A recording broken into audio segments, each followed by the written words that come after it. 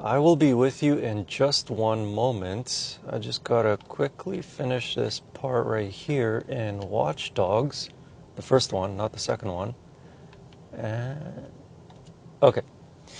Hello, my name is Mike, and in this video you join me in the back seat of the all-new 2021 GMC Yukon AT4. And yes, I have been playing on my Xbox in the back seat. You can do that. But how good is the rest of this Yukon? Well, for that, obviously you have to go for a drive. So, roll the intro, hit that subscribe button, and I will be right back.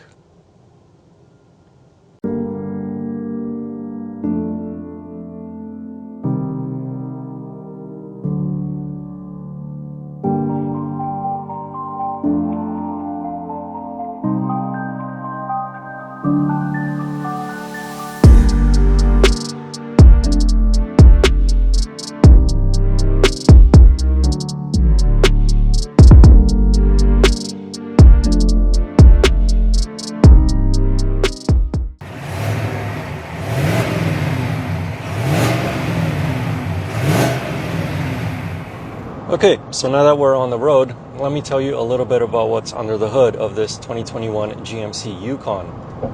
Most of the Yukons get a 5.3 liter V8, which is what I have here.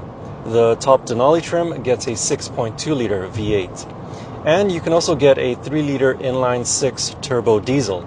However, I am filming this in November 2020, and at the moment it is not available, but it will be available. So if you're watching this in the future, I'm pretty sure you can get the Yukon with that engine. But back to this 5.3 liter V8, it produces 355 horsepower and 383 pound-feet of torque. And it has its work cut out for it because the 2021 Yukon now weighs in at 2,500 kilograms. And this engine hasn't really changed since the last generation, apart from the fuel management that it has. It now has dynamic fuel management, or DFM. The last one had AFM, which is active fuel management. But even so, fuel economy on a highway is rated at 11.8 liters per 100 kilometers, which is not too bad. In the city though, it's rated at 14.8 liters per 100 kilometers. During my time with the Yukon, I've been averaging closer to 17 liters per 100 kilometers, although that's not the Yukon's fault, that's more my fault. See, I've been using the remote start feature in the mornings, and I've been letting it sit idle for about 3 to 5 minutes each morning, and obviously that wastes fuel, quite a lot of fuel. But even with this 5.3 liter V8, the Yukon can tow up to 8,200 pounds. More than enough for towing a boat, well, small boat, or maybe a sports car for track days. All engines are paired with a 10-speed automatic transmission. During normal driving commutes, the transmission is forgetful. It does its job of changing gears without any harsh shifts or misshifts.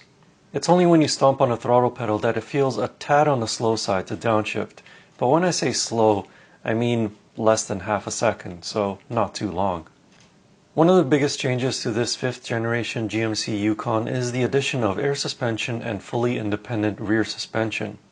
This change provides a better ride quality, more interior cargo space, and better handling dynamics. On paved roads, the new Yukon feels more planted and a little bit more agile than its predecessor. It's by no means a sports SUV because behind the steering wheel, it feels like a truck with 7 seats. But it drives a heck of a lot better than the last generation Yukon. Off the beaten path, this AT4 trims receives a different front bumper than all the other Yukon models. The benefit is an approach angle of 32 degrees. It also comes equipped with steel skid plates, auto-track 4x4, an automatic locking rear differential, red recovery hooks, and 4-corner air suspension as standard. The air suspension can offer 4 inches of total articulation from its maximum off-road setting to an easy entry-exit height. With the air suspension and off-road drive mode, the Yukon AT4 is one of the easiest full-size SUVs to drive off-road. I always felt in control whether it was gravel or snow-covered roads.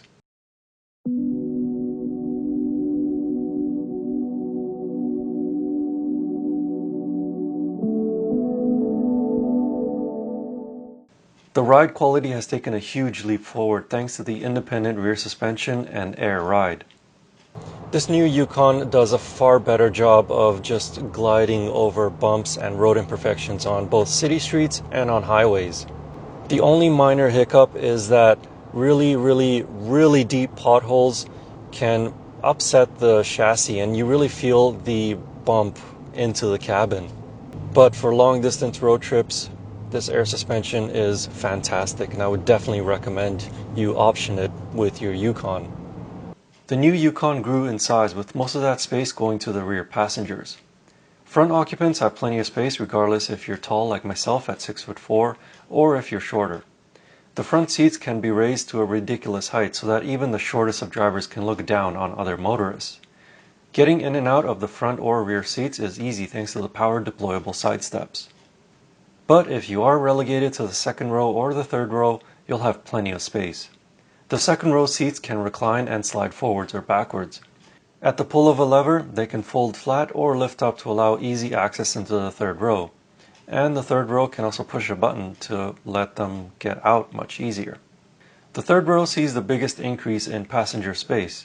10 inches of total legroom has been added compared to the last generation Yukon.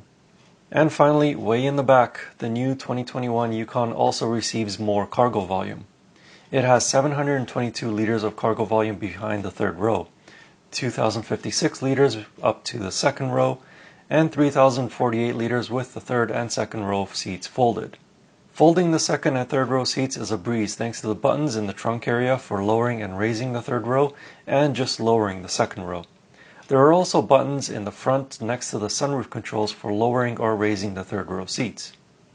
The 2021 GMC Yukon has significantly more cargo volume than its main competitor, the Ford Expedition, but in terms of passenger leg and headroom, it's almost on par. The design of the interior is a huge improvement over the outgoing model. A 10.2-inch touchscreen is the main focal point of the dashboard, along with a new electronic precision shift drive selector. There is no more column-mounted gear selector, which may annoy some, but the new push and pull buttons look more elegant. The overall aesthetics of the dashboard is a much needed improvement for the Yukon, and it is also a preview of what the interior of the upcoming GMC Sierra pickup trucks will look like.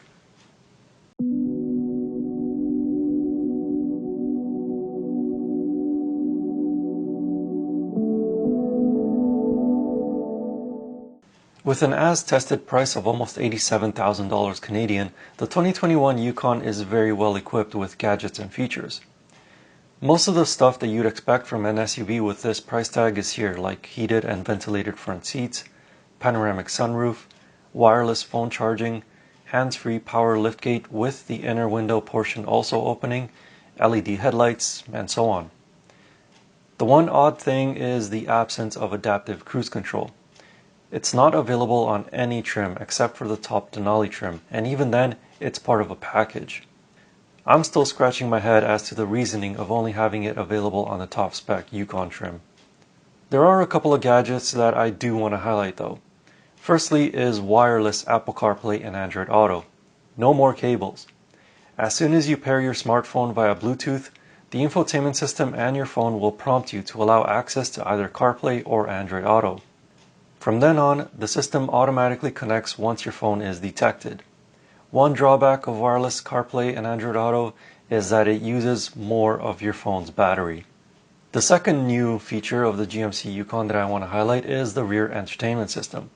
It's a $3,100 Canadian dollar option that is worth every nickel, because pennies don't exist in Canada anymore.